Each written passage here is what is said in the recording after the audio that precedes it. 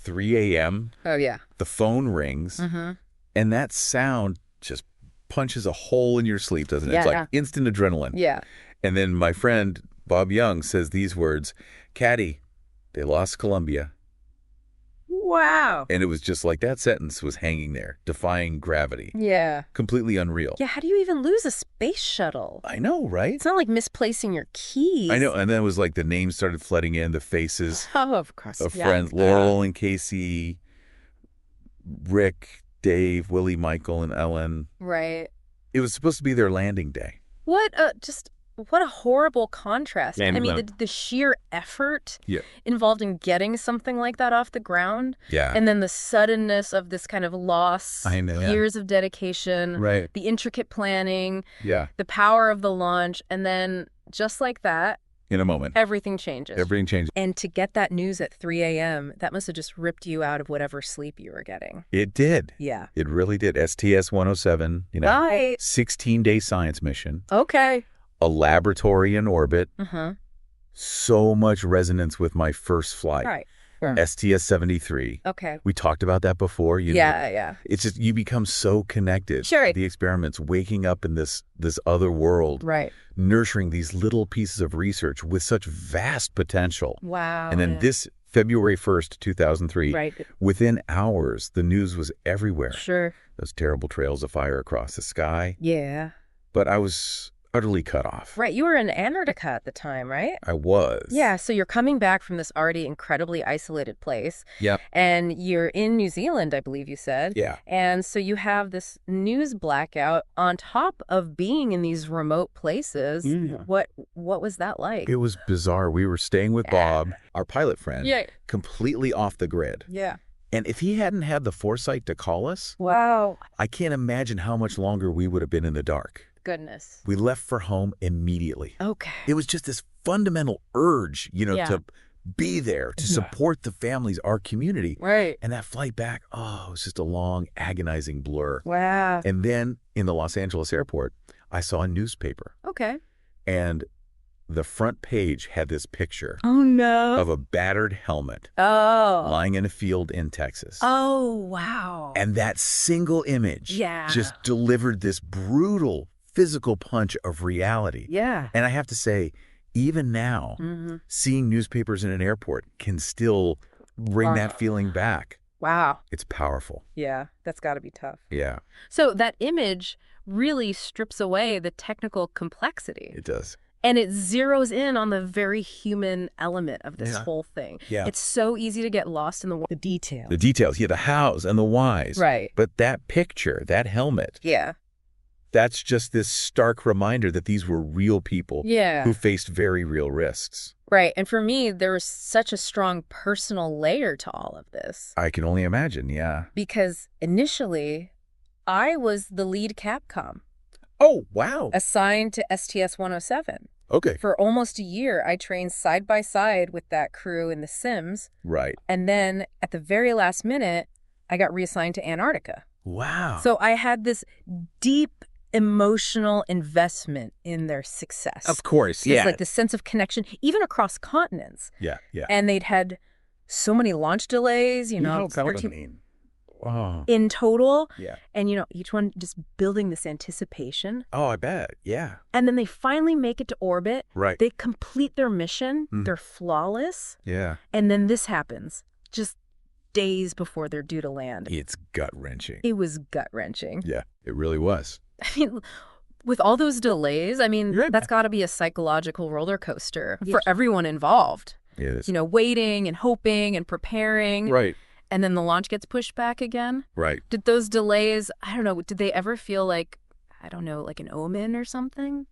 In the moment, you just want the mission to fly. Right, of course. You trust the process. Yeah, You trust the people. sure. But looking back, it is hard not to wonder, Yeah. if maybe those delays were trying to tell us something. Yeah. And just a week before, while I was in Antarctica, I set up a teleconference Oh, wow. with Laurel Clark and Casey Kalpanachala, Oh, wow. who were up on Columbia, Right. and all the women at McMurdo Station Yeah, gathered around the phone. I can picture It it. was really special. And I just remember the pure joy in Laurel's voice as she described seeing Earth from space. Wow. She was so thrilled. Of course. Yeah. And she even made a point of saying, "And Cady, we look so good in our colorful shirts." Oh, that's so great. See, one of my little pieces of advice for her before her first flight was bring some fun shirts. Okay, yeah, I like that. And Laurel absolutely loved color. Yeah. We even nicknamed her Floral. Oh, that's fitting. Because of her love for floral dresses. Right. And at her funeral, it was this incredibly moving moment when all of her women astronaut classmates took off their black coats. Oh, wow. To reveal these dresses that Laurel would have adored. Oh, that's beautiful. And that's how I still picture her in space, you know? Yeah. This huge smile, her curly hair floating around. Yeah. Wearing some bright, vibrant shirt. That's a great image. Yeah. It is. It's like, even amidst these extraordinary feats, these are individuals with their own personal touches, their everyday joys and connections. Right. And it's important to remember that humanity, even in space. Yeah, exactly. Yeah. And KC, she was my flight instructor. Oh, wow. When I was trying to maintain my proficiency in small planes. Right. Most of my flying experience was in the T-38 jets. Yeah, sure.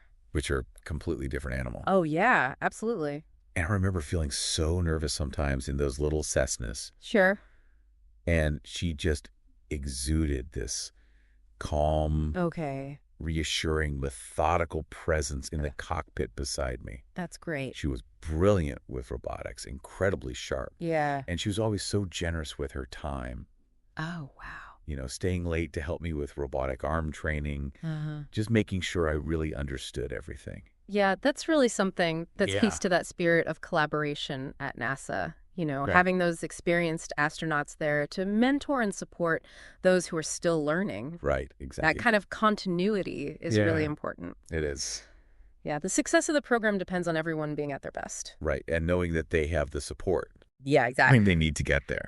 Yeah. So you were talking about KC. Yeah, and then there was Dave Brown. Okay. Oh, man, Dave was a character. Oh, yeah.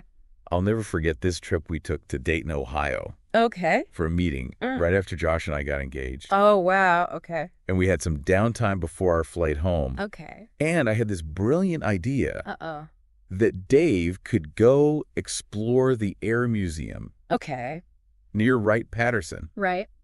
While I could sneak off and go wedding dress shopping. Smart. Okay. With my sister Carrie, who lived nearby. Okay. So I told Dave my master plan. And he just wouldn't hear of it. What? Why? Not because he didn't want me to go shopping. Okay.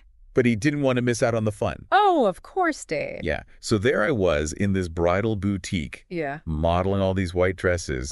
Getting feedback, not just from my sister, but also from Dave. Oh, no. This tall guy in a flight suit and boots. Oh, I love He completely sprawled out on his chaise lounge. Oh, that's great. He'd be like, well, for that dress, it would really depend on what kind of head thing you decided to wear. Oh, Dave. Oh, that's wonderful. We called it the dresscapade. The dresscapade. That's perfect. It was pretty great. Yeah, so funny. Wait. That's a good window into the lighter side of the astronaut corps.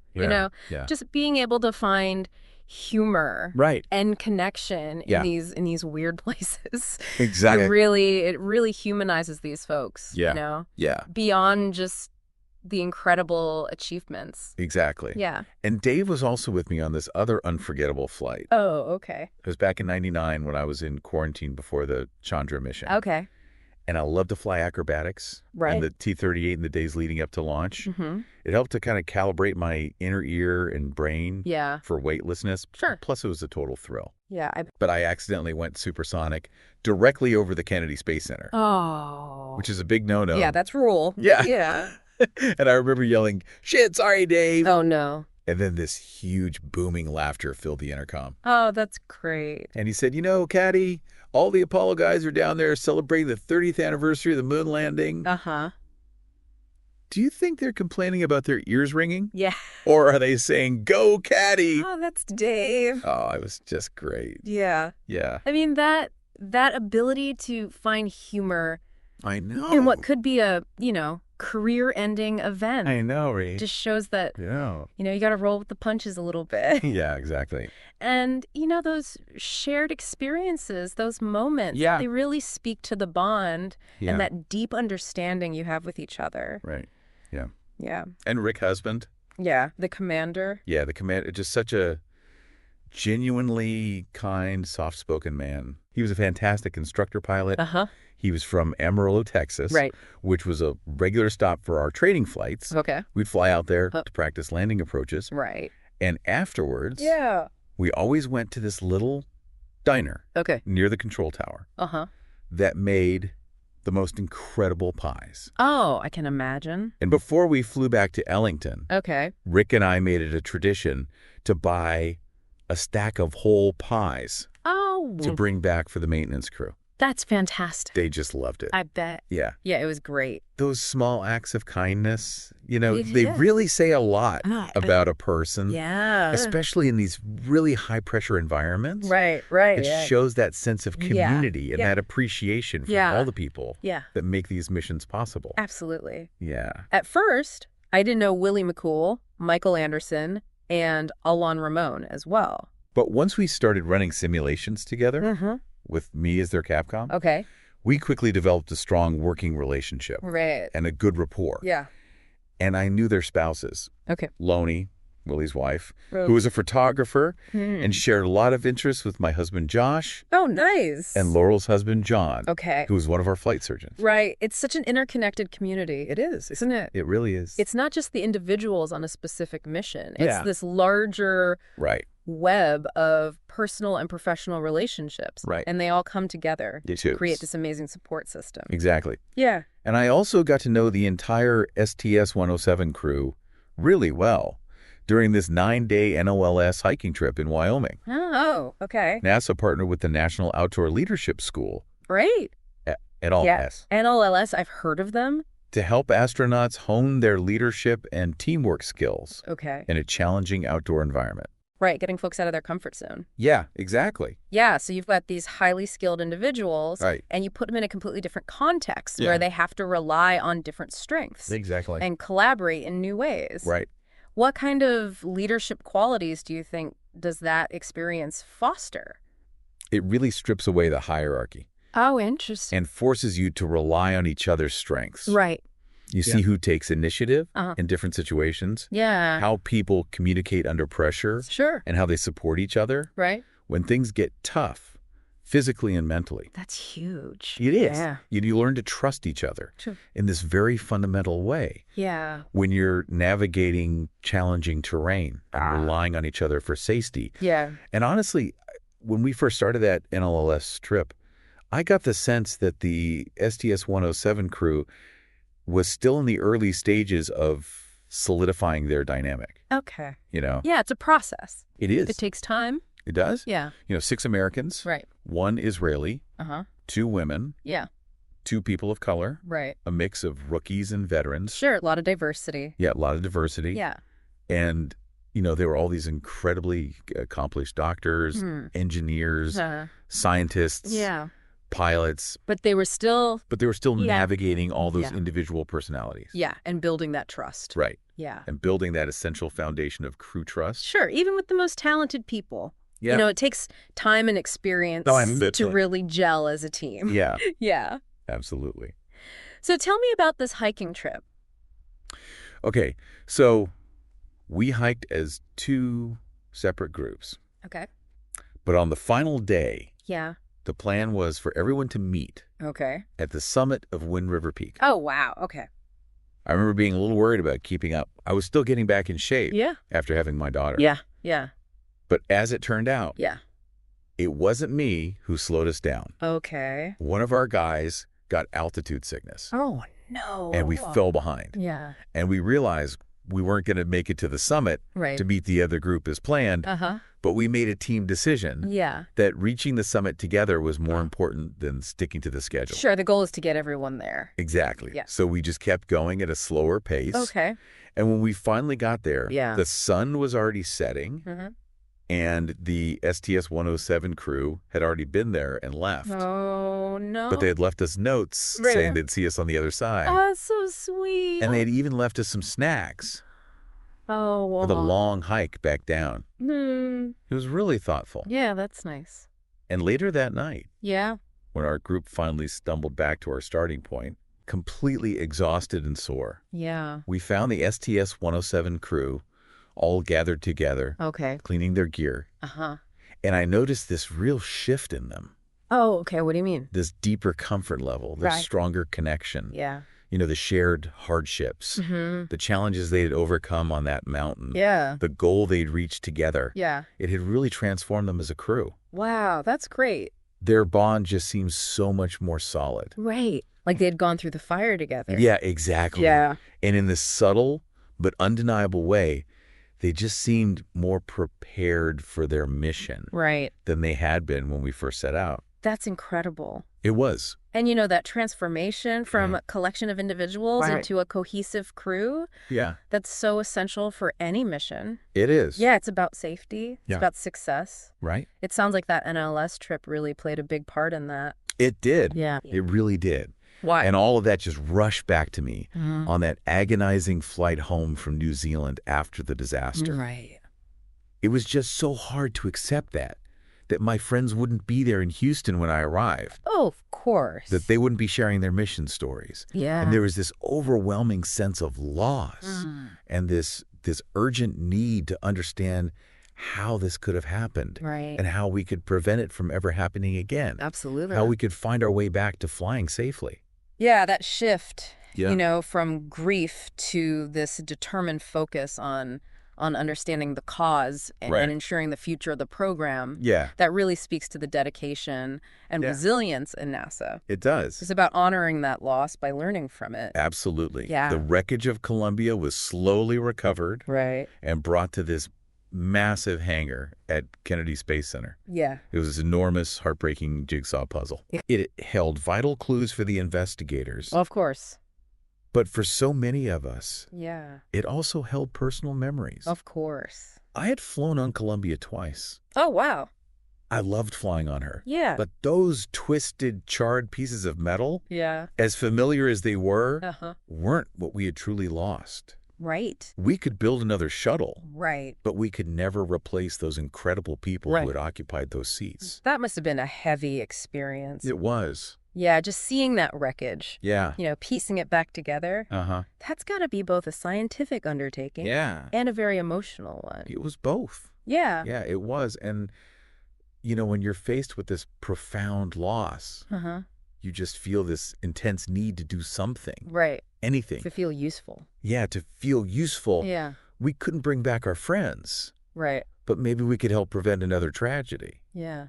So when I got back to Houston, I was desperate to be part of that return to flight effort. Of course. I was actually relieved when one of the branch chiefs called me in. Okay. And asked me to join a team focused on tile repair. Okay. Right. The investigation was pointing to foam debris from the external tank as a potential cause of damage to the shuttle's thermal protection system. Right. And we needed to develop a way to repair that damage in space. Okay. So the team was working on creating this special adhesive. Okay, yeah. And the branch chief told me that my excellent communication skills would be really valuable. Oh. Because the lead astronaut on the team was struggling to articulate his ideas without alienating people. Okay. And I was honestly speechless for a moment. You're too polite to say anything. And then I managed to ask, so you're not asking me to help because I have a PhD in material science. Right. And have worked specifically with these kinds of materials. Right. And I think his blank stare said it all. Oh, that's funny. But then he quickly assured me. Now, of course, that was part of the reason. Part of it. Okay. But, Yeah, it's interesting. I just took a deep breath and focused on what really mattered, which was helping with the repair effort. Right, of course. And as it turned out, I needed both my material science background and my communication skills for that particular challenge. Oh, I bet. Because it very quickly became clear that there were a lot of assumptions being made, right? A lot of strongly held opinions being voiced, but not a lot of solid data to back things up. Right. And I felt like there was this real lack of scientific rigor. Okay, yeah. In some of the fundamental material aspects of the project. Right, because you've got this tension between needing a solution quickly after a disaster like this, but also needing to be scientifically sound. Absolutely. You can't just rush something out there. It's not properly vetted. Right. Exactly. So we were trying to develop this adhesive, this goo that could fill in any damage and protect the shuttle during reentry. From the heat. Right, exactly. Okay. So the idea was that an astronaut could apply it during a spacewalk using something like a high-powered caulk gun. Okay, I can picture it. But the goo itself was inconsistent. Okay. And we didn't really have a clear understanding of how well it would actually bond to the damaged tiles in the vacuum of space under the stresses of reentry. Sure. So I arranged a meeting with George Gofka, who was this legendary problem solver who had been brought in to lead the team and try to bring some much-needed clarity to the situation. Sure. And I just had a frank conversation with him. Good. I explained that we were overlooking some really fundamental questions in all these debates about theoretical details and this rush to practice applying the goo during these zero-G airplane flights, which felt like we were making progress, but wasn't necessarily grounded in solid scientific understanding. Right. You got to have that foundation. You do. Yeah. And George agreed. Good. And he actually took me up on my suggestion to recruit this Tiger team of experts from academia and industry. To get those outside perspectives. Yeah, exactly. To lend their expertise. Okay, great. So we really tried to leverage everything we had to shift the project from theoretical discussions to actual data-driven research. Love it. So how did the cake fit into all of this? I'm getting there. Okay, good. You see, the plan was for the astronauts to spread this thick goo onto these potentially crumbling tiles.